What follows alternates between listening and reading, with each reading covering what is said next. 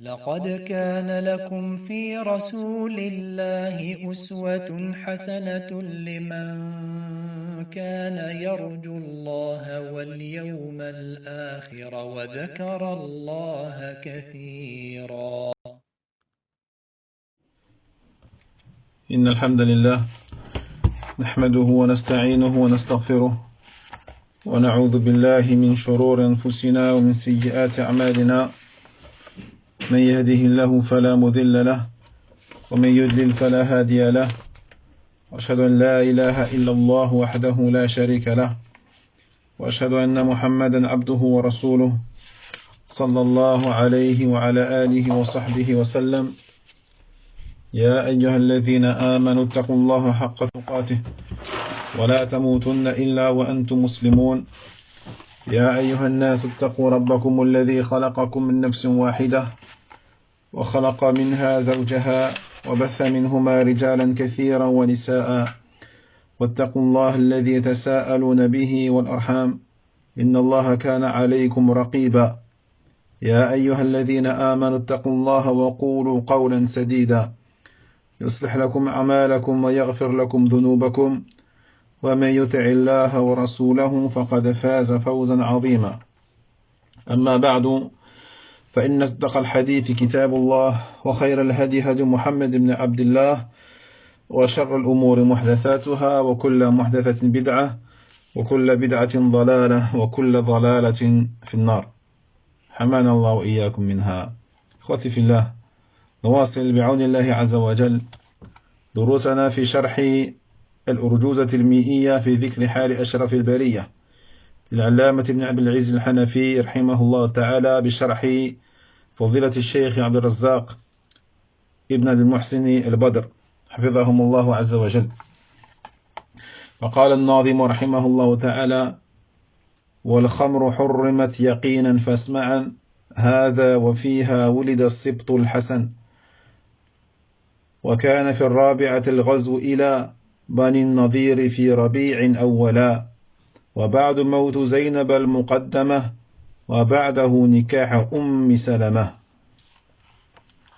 طيب، فقال هنا لما فرغ الناظم رحمه الله من حوادث السنة الثالثة من الهجرة من المدينة النبوية، أتبعها بحوادث السنة الرابعة منها، فذكر 14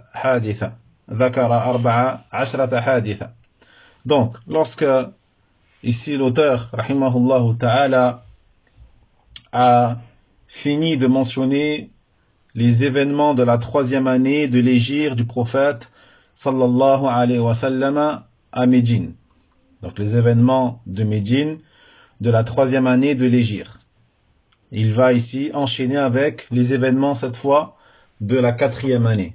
Les événements de la 4e année de l'hégire, et il va en citer ici 14. En tout, il va en citer 14. Inch'Allah ta'ala. طيب.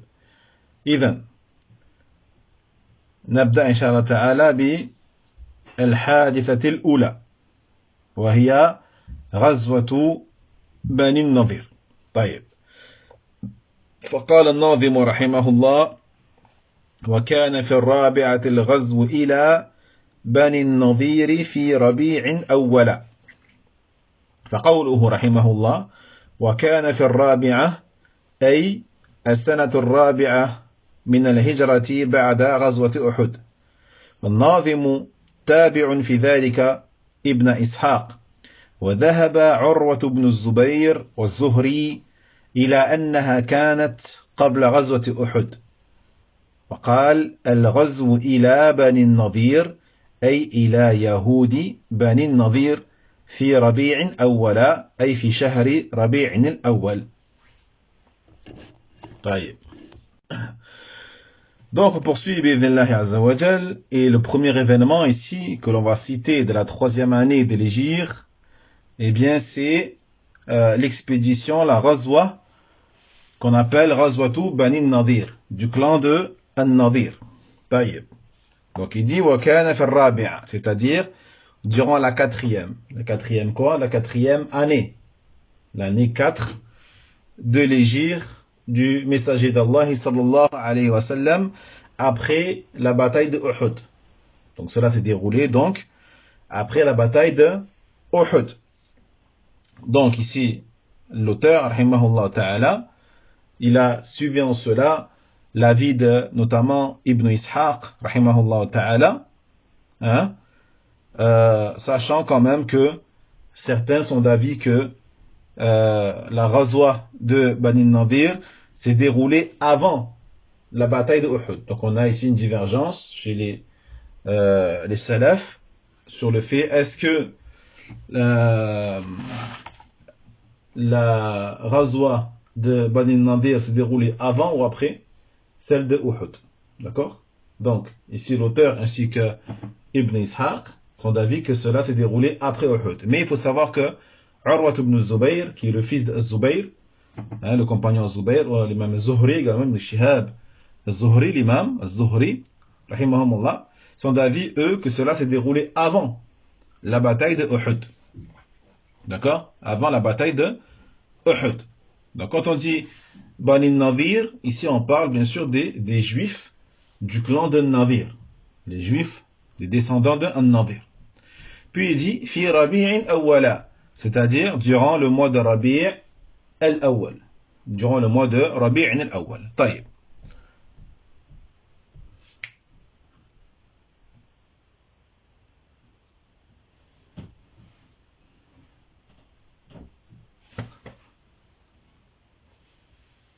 ثم قال الشيخ رحمه الله وحفظه وكان سبب هذه الغزوة أن رجلا من أصحاب النبي صلى الله عليه وسلم قتل رجلين لهما عهد من النبي عليه الصلاة والسلام لم يشعر به فقال صلى الله عليه وسلم لأدينهما فخرج النبي عليه الصلاة والسلام ومعه أبو بكر وعمر وطائفة من أصحابه إلى يهود بني النضير ليعينوه في ديتهما لما بينه وبينه من الحلف فقالوا نعم فاجتمع اليهود والنبي صلى الله عليه وسلم جالس عندهم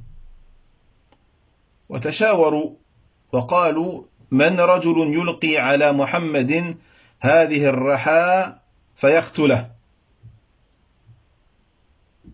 فانبعث أشقاها عمرو ابن جحاش لعنه الله ونزل جبريل من عند رب العالمين على رسوله صلى الله عليه وسلم فأعلمه بما هم به فنهض رسول الله صلى الله عليه وسلم من وقته راجعا إلى المدينة ثم تجهز لقتالهم لأنهم نقضوا العهد وخانوا الرسول صلى الله عليه وسلم أعظم خيانة وهموا بقتله فخرج بنفسه لقتالهم فحاصرهم 6 ليال فقذف سبحانه وتعالى في قلوبهم الرعب وسألوا رسول الله صلى الله عليه وسلم أن يجليهم ويكف عن دمائهم على أن لهم ما حملت الإبل من أموالهم إلا السلاح ففعل وفيهم أنزل الله سبحانه وتعالى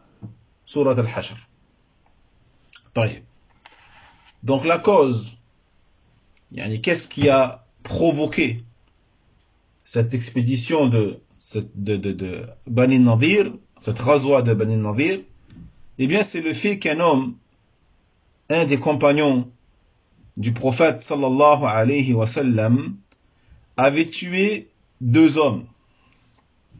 Avait tué 2 hommes qui avaient chacun un pacte de protection auprès du prophète sallallahu alayhi wa sallam.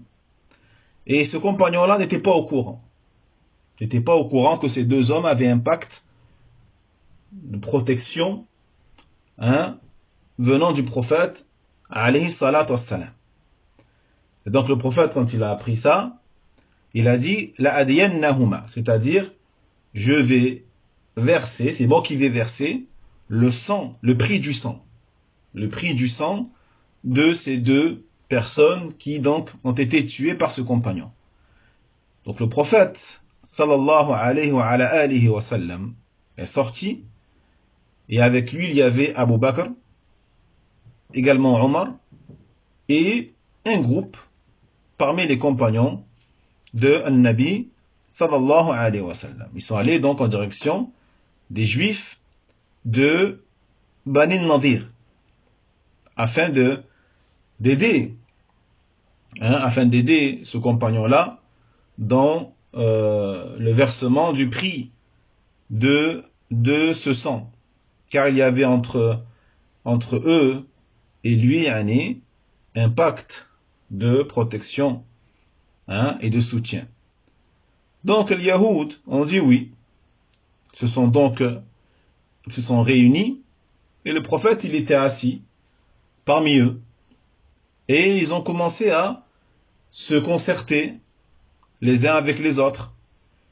Puis ils ont dit entre eux, quel homme ira jeter sur Muhammad cette meule afin de le tuer. Donc les meules à l'ancienne qui servaient à moudre les céréales, etc. Donc c'était un objet, un outil qui était lourd.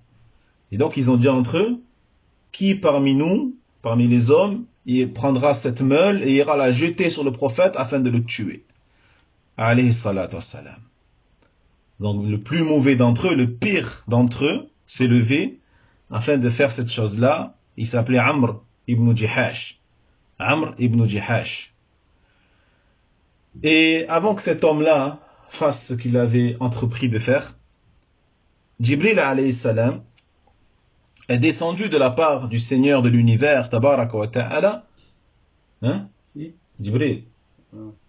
Il est descendu sur le messager d'Allah, alayhi salatu wassalam, et lui a informé de ce qu'il voulait faire. Et donc le messager d'Allah, alayhi salatu wassalam, s'est levé et il est retourné à Médine. Puis, qu'est-ce qu'ils ont fait? Le prophète, il a commencé à se préparer pour les combattre. Car ils avaient donc ils n'avaient pas respecté le pacte de sécurité qu'il y avait donc entre eux.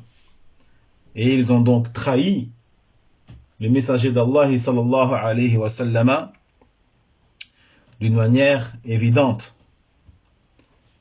Et ils ont même donc pensé et ils ont eu l'intention de tuer le prophète sallallahu alayhi wa sallam. Et donc le prophète il est sorti de lui-même afin de les combattre et il les a encerclés pendant 6 nuits.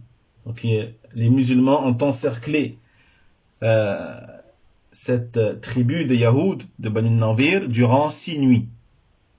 Et Allah Jalla wa Ala donc a jeté dans le cœur de ces Yahoud la terreur et l'effroi, jusqu'à ce qu'ils aient demandé au messager d'Allah sallallahu alayhi wa sallam de les expulser et de ne pas leur faire du mal. Donc ils ont eu peur, ils ont été effrayés, d'accord? Donc ils ont demandé au prophète une faveur et ils lui ont demandé de les expulser de leur demeure sans leur faire du mal. Et bien sûr, ils ont demandé quand même de pouvoir prendre avec eux leur monture ainsi que leurs biens, sauf les armes. Donc, la condition est qu'ils devaient laisser leurs armes et ne pas les prendre. Donc le prophète, il a accepté, alhamdulillah, et il faut savoir que Allah Jalla wa Ala a révélé cette histoire-là, notamment dans la sourate Al-Hashr. Quand ils se sont fait expulser, ils ont pris leurs femmes et leurs enfants. Bien sûr, ils sont tous partis. طيب. C'est bon?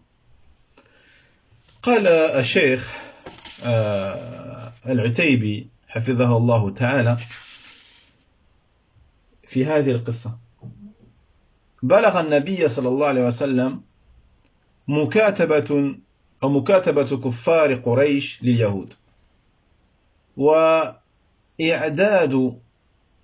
بني النضير للغدر، فغدا عليهم بالكتائب وطلب منهم العهد، فأبوا أن يعطوه عهدا، فقاتلهم حتى نزلوا على الجلاء، فجلت بنو النضير واحتملوا ما أقلت الإبل من أمتعتهم وأبواب بيوتهم وخشبها. وقد ذكر الله عز وجل أمر بني النضير وتآمرهم مع كفار قريش وتآمرهم مع المنافقين وخذلان الله لهم وما حصل لهم من الجلاء في سورة الحشر، وكان إجلاؤهم بعد غزوة أحد على الصحيح من قولي العلماء رحمهم الله. Donc il dit le Cheikh Al-Utaybi rahimahullah, pour apporter un peu plus de détails par rapport à cet événement, il dit qu'il a été parvenu aux oreilles donc du prophète sallallahu alayhi wa sallam la correspondance qu'il y a eu entre les polythéistes de Quraysh et les juifs de Bani Nadir. Et donc le prophète, il a su que les juifs de Bani Nadir se préparaient pour le trahir. Et donc c'est pour ça que le prophète aussi, il est parti donc un matin avec un certain nombre de musulmans, de ses compagnons, afin de leur exiger donc un pacte de protection. Et ils ont refusé. Ils ont refusé de lui donner ce pacte ou ce serment de paix, de protection, de sécurité.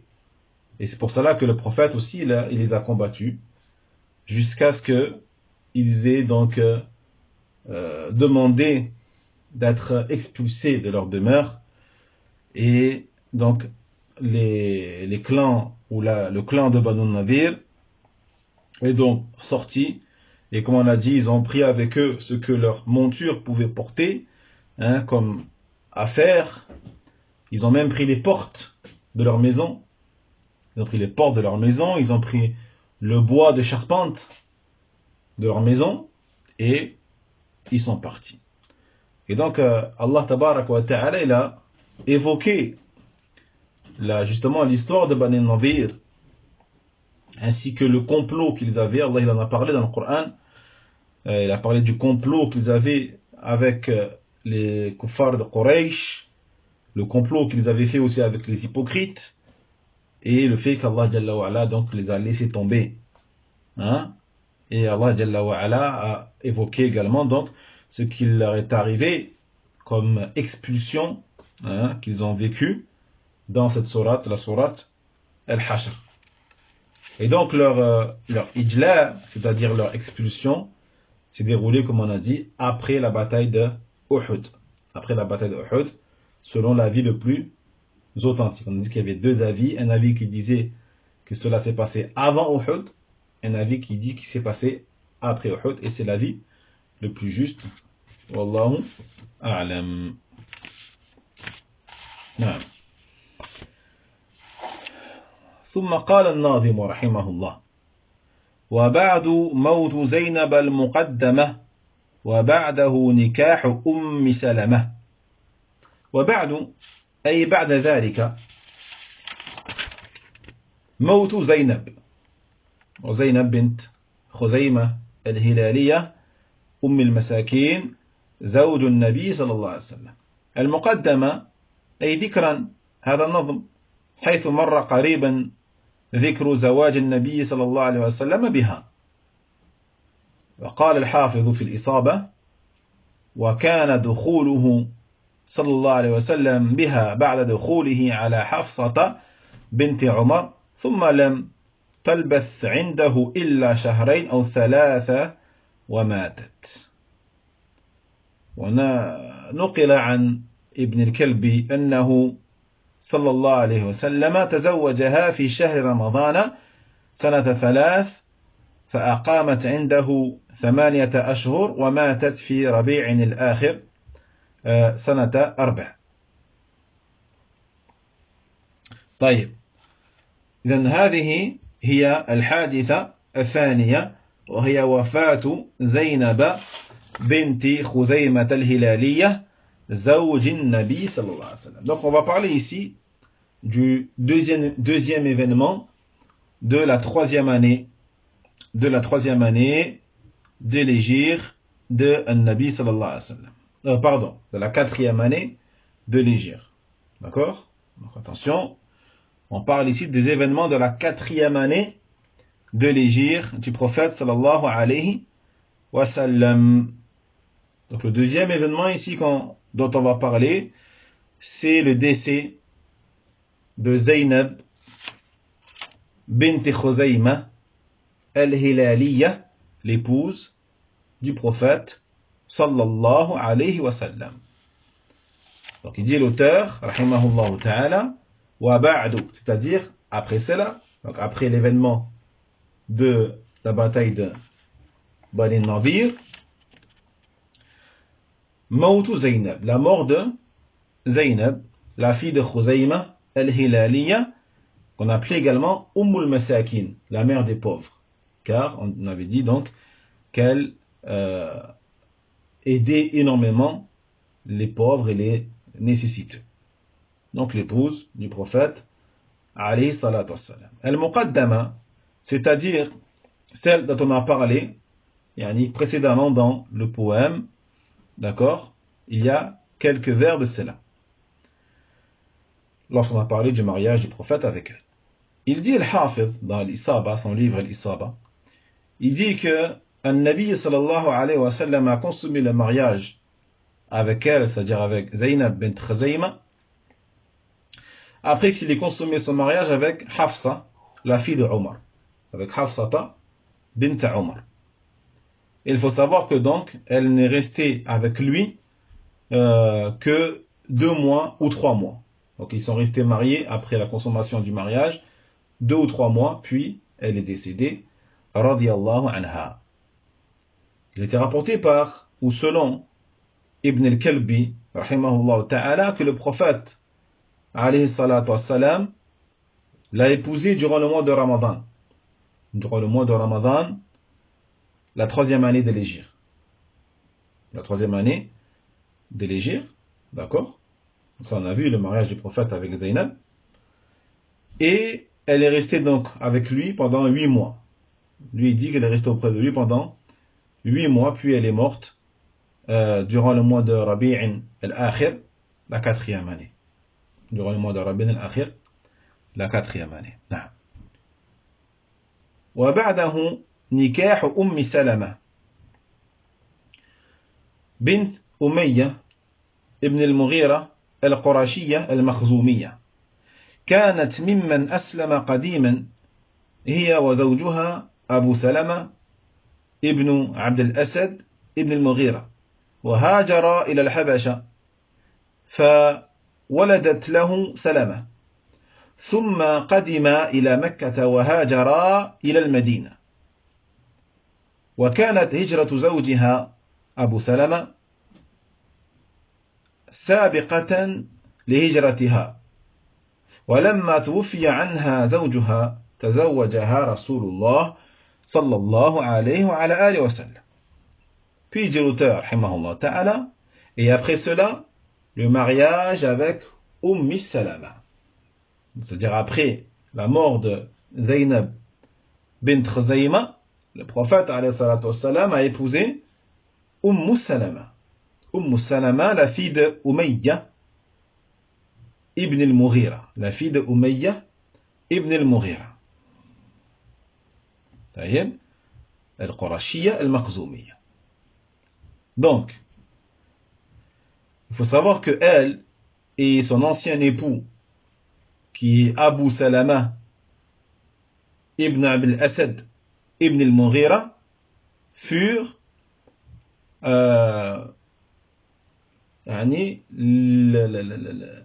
parmi les premiers qui ont embrassé l'islam. et également qui ont émigré en Abyssinie. Et donc, ils ont eu un enfant ensemble, lorsqu'elle était encore mariée avec Abu Salama. Leur enfant, donc, s'appelle Salama. Puis, donc après leur immigration en Abyssinie, fil Habasha, ils sont arrivés à Mecca. Ils sont revenus à Mecca et ils ont immigré après Mecca. Ils ont immigré à Al-Médine, à Médine. Il faut savoir également que l'immigration de son époux Abu Salama a précédé la sienne. Donc son époux Abu Salama a émigré à Médine avant son épouse à l'époque, donc Umm Salama. Et lorsque donc Abu Salama il est mort, eh bien c'est là que le messager d'Allah sallallahu alayhi wa sallam a épousé Umm Salama. Après la mort de Abu Salama. جاء في صحيح مسلم عن أم سلمة رضي الله عنها أنها قالت سمعت رسول الله صلى الله عليه وسلم يقول ما من مسلم تصيبه مصيبة فيقول ما أمر الله إنا لله وإنا إليه راجعون اللهم أعجرني في مصيبتي وأخلف لي خيرا منها إلا أخلف الله له خيرا منها قالت فلما ماتت أبو سلمة قلت أي المسلمين خير من أبي سلمة أول بيت هاجر إلى رسول الله صلى الله عليه وسلم ثم إني قلتها فأخلف الله لي رسول الله عليه الصلاة والسلام قالت أرسل إلي رسول الله صلى الله عليه وسلم حاطب ابن أبي بلتع يخطبني له فقلت إن لي بنتا وأنا غيور فقال أما ابنتها فندعو الله أن يغنيها عنها وأدعو الله أن يذهب بالغيرة وكان ذلك بعد وفاة زينب رضي الله عنها قال ابن حجر في الإصابة ذكر ابن سعد في ترجمة أم سلمة بسند منقطع عنها في خطبة النبي صلى الله عليه وسلم لها قالت فتزوجني فنقلني إلى بيت زينب بنت خزيمة أم المساكين بعد أن ماتت. Donc on finira sur cet événement, Inch'Allah, qui est donc le troisième événement de la 4e année de l'Hégire, qui est donc son mariage avec Salama. D'accord? Donc on a vu 3 événements aujourd'hui. Le premier c'est quoi? Ghazwatu Bani Nadir, l'expédition de Bani Nadir. D'accord? Le deuxième, la mort de qui? De Zaynab, la femme du prophète sallallahu alayhi wa sallam, bint Khuzayma. Et le troisième événement, le mariage avec Salama. Il a été rapporté donc dans le hadith rapporté par Muslim, selon Salama justement, qui a dit: j'ai entendu le messager d'Allah sallallahu alayhi wa sallam dire: il n'y a pas un musulman qui a été touché par un malheur et qui dise ce qu'Allah lui a ordonné de dire, qui est: certes, nous appartenons à Allah et c'est à lui que nous retournerons. Ô Allah, récompense-moi dans mon malheur et remplace-moi par quelque chose de meilleur, sans que Allah Jalla wa Ala ne le remplace par quelque chose de meilleur. Taïb. Puis il dit: lorsque Abu Salama est mort, j'ai dit: qui parmi les musulmans serait meilleur que Abi Salama? Parce que dans la dua, donc, il dit le prophète sallallahu alayhi wa sallam: il n'y a pas un musulman qui est atteint par un malheur, par exemple qui perd un être cher, et qui dise: certes, on appartient à Allah, et à lui nous retournerons. Oh Allah, récompense-moi dans mon malheur et remplace-le-moi par quelque chose de meilleur, sans qu'Allah ne le remplace par quelque chose de meilleur. Et quand son mari Abu Salama il est mort, elle a dit: mais qui parmi les musulmans serait meilleur qu'Abu Salama? Mais bien sûr, elle n'avait pas imaginé que le prophète sallallahu alayhi wa sallam allait l'a demandé en mariage. D'accord? Elle a dit, donc, parmi les choses qui font qu'Abu Salama était quelqu'un de très vertueux et de méritant, eh bien, le fait que ce soit le premier qui avait émigré vers le messager d'Allah sallallahu alayhi wa sallam à Médine, parmi les compagnons. Vous voyez? Thumma, donc après, elle a dit, j'ai dit donc l'invocation, hein, et Allah Jalla wa Ala, elle dit, Allah Jalla wa Ala, eh bien, l'a remplacé pour moi par le messager d'Allah. Allah, il a remplacé Abu Salama par le messager d'Allah sallallahu alayhi wa sallam. Allahu Akbar. Hein, et elle a dit donc, le messager d'Allah sallallahu alayhi wa sallam a envoyé à moi donc un compagnon qui s'appelle Hatib ibn Abi Balta'a afin de la demander en mariage pour lui. Et elle dit, mais j'ai une fille et je suis jalouse. Elle a dit, j'ai une fille et je suis jalouse. Hein? En gros, elle a dit, ça sera pas évident avec moi, car j'ai une fille et en plus je suis jalouse. Et là, le prophète sallallahu alayhi wa sallam, qu'est-ce qu'il a dit? Il a dit, quant à ta fille, eh bien, on demande à Allah subhanahu wa ta'ala qu'il l'enrichisse. Qu'il l'enrichisse et qu'il fasse qu'elle n'ait plus besoin de sa mère pour subvenir à ses besoins. Puis il a dit, et je demande à Allah tabarak wa ta'ala qu'il fasse disparaître de toi la jalousie. Donc, c'est ainsi que il a épousé donc Salama après la mort de Zaynab, comme on a dit, radiyallahu anha. Il dit Ibn Hajar dans l'Isaba, il dit Ibn Sa'ad a évoqué dans la biographie de Salama, avec une chaîne de transmission qui est certes interrompue, selon elle, il a évoqué la demande en mariage du prophète sallallahu alayhi wa sallam à Salama, et qui a dit donc, il m'a épousé et il m'a amené dans la maison de Zaynab, la fille de Khuzayma, la mère des pauvres, après qu'elle soit décédée. D'accord? Donc après la mort de Zaynab, il a donc épousé Salama et il a amené donc dans la demeure de Zaynab bint Khuzayma radiyallahu anhunna. Na'am. Donc on s'arrête là, Inch'Allah Ta'ala, et on continuera donc à évoquer les événements de la 4e année de l'Hégire à Médine dimanche prochain, Inch'Allah Ta'ala, wa l'ilmu indallah, wa akhiru da'wana an alhamdulillahi rabbil alamin, wa sallallahu ala nabiyyina Muhammadin wa ala alihi wa ashabihi ajma'in, wa sallama taslima, barakallahu fikum, wa salamu alaykum wa rahmatullahi wa barakatuh. وينجي الله الذين اتقوا بمفازتهم لا يمسهم السوء ولا هم يحزنون